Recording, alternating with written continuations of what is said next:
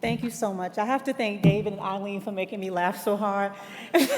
I truly needed that. Thank you so much.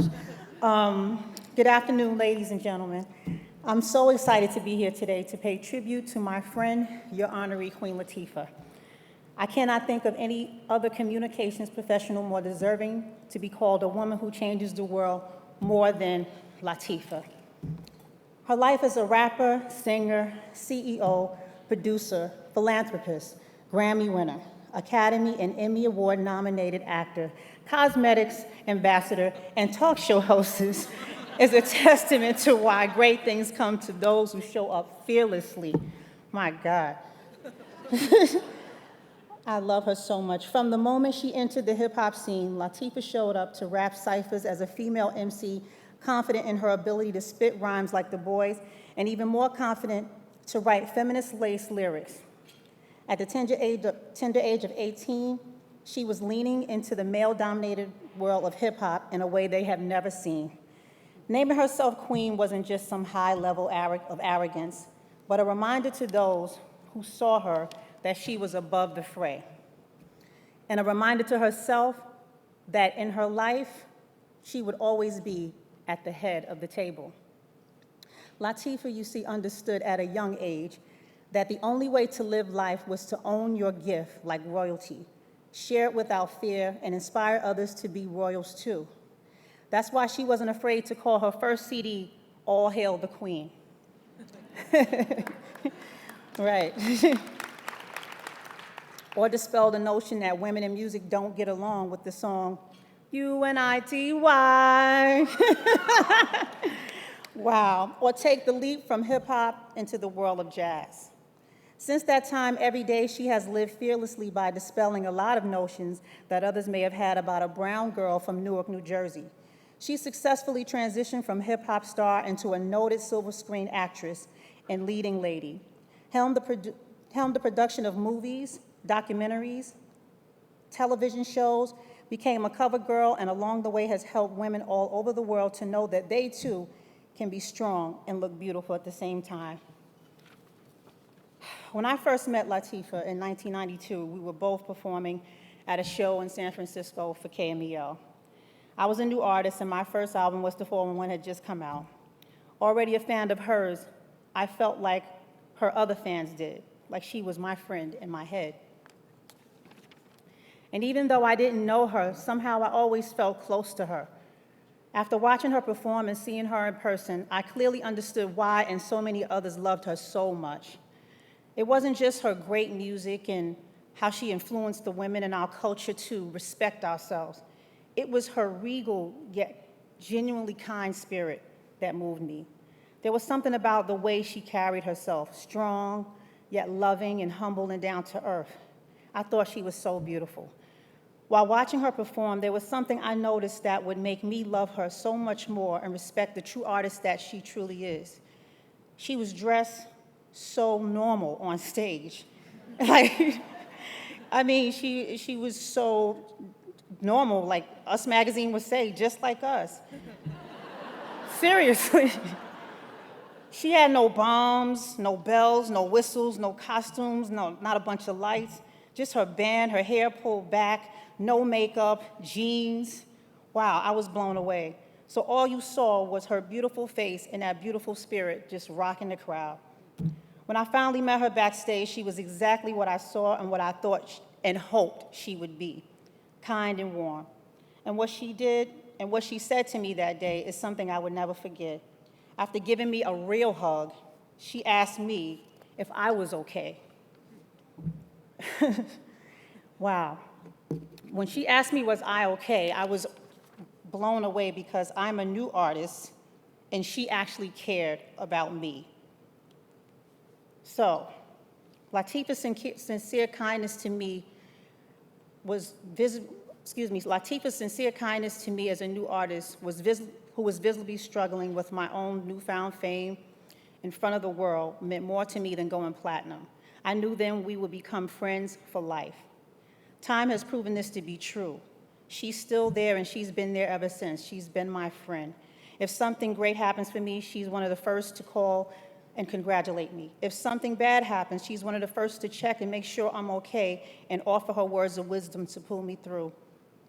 Honestly, there are so many moments when Latifah's simple acts of kindness has helped me to better align the ship of my life, that I could go on for all the rest of this afternoon, naming them all. But I want to just share this one with you, and it's because I'm a singer that never thought I can get into the acting world, but watching her, she's been my inspiration. And when I began to act, I went on to film a film called Betty and Coretta. I was shook because I didn't know if I can do the role of Betty Shabazz justice. Betty Shabazz is Malcolm X's wife, one of our greatest civil rights leaders. I called Dana, my friend, and asked her, what should I do? I'm nervous, I'm shook. How do I pull this off? She calmly said, Mary, you got this. You've always had it, just trust your gut and trust the work. I mean, my friend has always been there for me through everything. She's one of the most sweetest, kindest people I know. And give me a second. And Latifah's kindness might not be the reason why New York Women in Communications chose to honor her today, but it is the reason that I'm here today for her. And it is one of the many gifts she has shared so freely with all of us. So ladies and gentlemen, I would like you to stand up on your feet, since we're the last award. Do whatever you need to do to all hail the Queen and welcome, and please welcome New York Women's Communications 2014 honoree, my friend, Queen Latifah.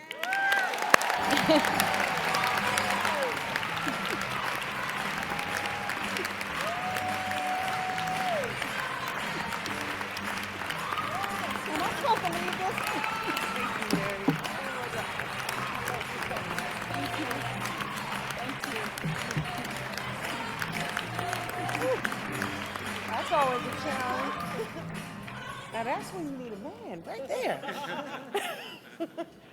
Thank you so much, Mary. I love you, girl. You know that. We're sharing jackets. We're sisters up there freezing in the struggle. So is it your turn? Here, it's your turn. It's your turn, Mary. Pass that down. Pass that down to Mary. There we go, Mayor. Thank you so much. This has been such an incredible afternoon. I knew it would be, but being here has just affirmed everything that I thought it would be. To be in the presence, I'm trying to unlock my phone, you know. trying to get there, Eileen, trying to get up to speed. To be in the presence of such greatness. Gloria Steinem, come on. I mean, you guys, you ladies are incredible to me. And thank you so much to all the gentlemen up here on stage who are supporting these amazing women. It always means a lot to me to see our male counterparts really support us.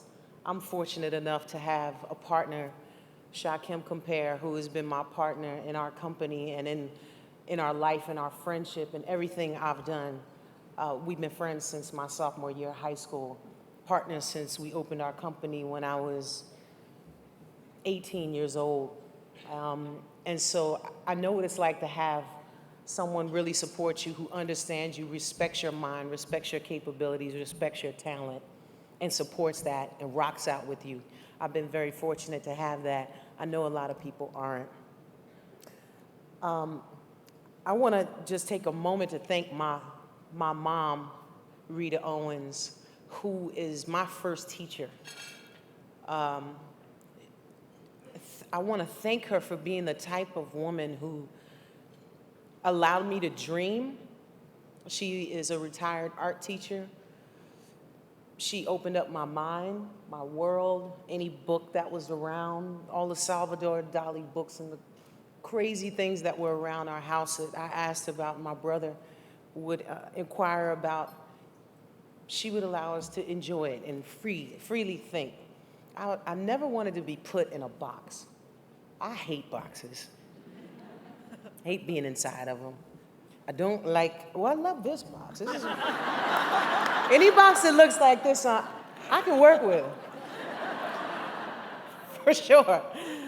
But you know what I mean. It's when people expect you to be one sort of way. You're expected to do a certain thing. You're expected to stay that way.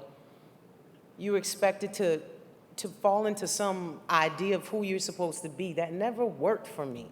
Not from day one. Not from the day I hit my brother over his head with that Tonka truck. Leave me alone, you know? And he did. Tonka trucks are really metal and strong. But I wasn't allowed to hit my brother anymore after that. But my mom really allowed me to really dream. She encouraged it, and she thought it was really cool. She was fascinated by my brother and I as little kids. She didn't force us to kind of do one particular sort of thing. She, as an art teacher, taught me how to draw in perspective. She taught me what a horizon line was, and just learning how to sketch in 3D. Sometimes when I'm kind of just bored, or I'm sitting around, or I'm having a conversation or a conference call for that matter, I just sort of sketch, and it allows me to sort of think freely. I appreciate that. Did I think this was all capable? Did I think I would be on this stage with you today? Absolutely. No, I did not. But I knew it was possible. I knew it was possible. My mother told me it was possible. My father taught me how to shoot when I was 5 years old. He taught me how to kick. I won't say it. You know, kick butt, but don't be a bully. And so I had all this power. I knew I could do what I had to do if I had to, but I was taught to restrain that and save it for the people who really needed my help. I don't like a bully to this day. I was always the girl in school who jumped in the fight to stop the fight. I was always the one who tried to prevent it, who used my humor to diffuse situations, who knew that we were capable of much more than what we were doing sometimes. And that bothered me. I wanted women to be strong and fearless and powerful. I wanted us to be able to step up on a stage and rock. I wanted us to not have to be there already, but to allow ourselves the time to get there and the support to fall on our faces and make mistakes and get up and dust ourselves off and try again. You showed me that. You showed me that. I didn't know what a feminist was growing up. I found out I was a feminist when my records came out.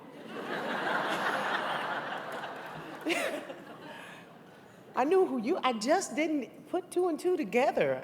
I didn't realize that the things that I cared about were really the things we were fighting for. I did realize that I wanted to make the same amount of money or more for the same job, but I didn't know it fell under that category. This was just something that I knew was not right, and I wanted to fight for what was right. I have the great fortune of having the Queen Latifah show on air now. I'm so excited to have this daytime platform to spread positivity in that space, entertainment, to continue to support women the way that I have been supported throughout my life, through Mary J. Blige, people like you. You've been there. We've watched each other grow. Here you are, the queen of hip hop soul. I'm Queen of Jersey, you know? Some sort of queen, you know? Newark. But nevertheless, here we are. Here we are, and we didn't start out this way. You know, we have fought through so much. We have been through so much. We have taken our lumps, and sometimes we've taken them in front of the world, and sometimes we've taken a lot more behind the scenes. But we get up, don't we? We get back up, and we hold each other down, and that's important. Today, we lift each other up, and I appreciate all of the, Christiana, come on now. I so highly respect everyone here. I respect our young scholarship winners because you are the future. You really, really are the future. When I see you stand up here, I know that this is all for you. And Holly, Amanda Silverman, my publicist here, Holly Jacobs of Sony, cover girl here. Thank you so much for all your support. You know how we get, Sam Wolf, you know how we get down. But the truth is, my mother is a teacher. We've always felt like it was important to pass things on to the future, to the next generation, and to really pass on the gifts that we've been given. I've been really fortunate to be blessed to be here. I've tried to share love throughout my life. I know how to fight. I know how to kick ass. Most importantly, I believe I know how to love. I feel like I know how to share love, how to give love. When you pass things on to the next generation, we give love. We share that love. Now you guys can take it, run with it, be fierce with it, do it your way. Don't do it my way or anyone's way that's at this table. Do it your way. But just remember, it's because of the fact that we love you that we want you to be successful and to continue this. We want you to change the world. This world needs more love. It needs more equality. We need to have more compassion for one another. Women need to connect and lift each other up, not tear each other down. We don't need to fight each other. We need to raise each other. We need to hold each other up. I love when the sisters get together. When one is breaking down, girl, no. Come on, girl. Come here, girl. We get tight. My friends are like, come on, Dana, whenever you're ready to do this with this baby, the village is ready. The village, the village is ready to support me in whatever I do. I'm fortunate to have at least 5 good girlfriends that will step in and hold me up. And when it's a rough day, they will just step on in. Girl, you get this. You take care of that. Take care of this. We got her. We got her. And that's what we have to be to one another and continue to be that to these young ladies. And to be that example for the wonderful men in our life, and for those who seem to not know any better. We have to continue to be an example to them. They have to see that to hold women like us back is just futile. I mean, we're all queens. That's what I was raised to believe, and that's why I called myself Queen Latifah when my name is Dana Owens. Because Queen Latifah means delicate, sensitive, kind, nice, and we all know what a queen is. Girl, I'm regal, I'm royal, I am, I be, I sit in it. You know what I mean? That kind of thing. I drive a hot whip. Yes, I do. I'm driving. Anyway, you create your destiny as a queen, and that's what I feel. And I also feel like queens are loving, and, well, they should be loving and compassionate and caring, and I wanted to be those things. So I really want to say thank you. It's so great to be here at the Matrix Awards, to be an honoree. I want you to continue to communicate. I will continue to communicate every day on my show to try to create a space that just brightens up your world and brings brilliance to daytime television, and hopefully I will continue to grow. You'll support me, and if you see something I need to do, help me out. Give a sister a leg up. Thank you so much. Peace.